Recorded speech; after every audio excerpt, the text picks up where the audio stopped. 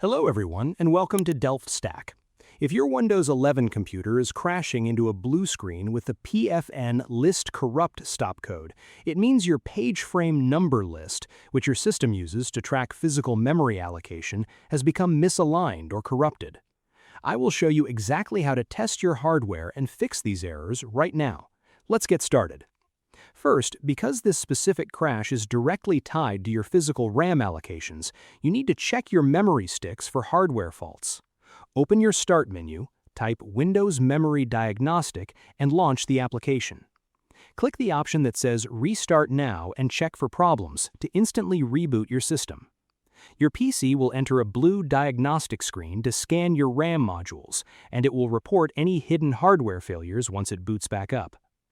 Next, if your RAM passes the health check, underlying system file corruption is likely feeding bad data to the memory list. Open your Start menu, type CMD, right-click on Command Prompt and select Run as Administrator. Type DISM /online /cleanup-image /restore health and press Enter to pull down fresh system files from Microsoft servers.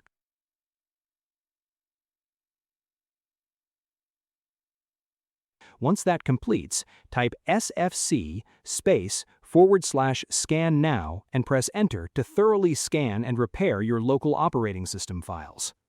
Finally, outdated or unstable device drivers are notorious for corrupting page frame allocations during intensive processes.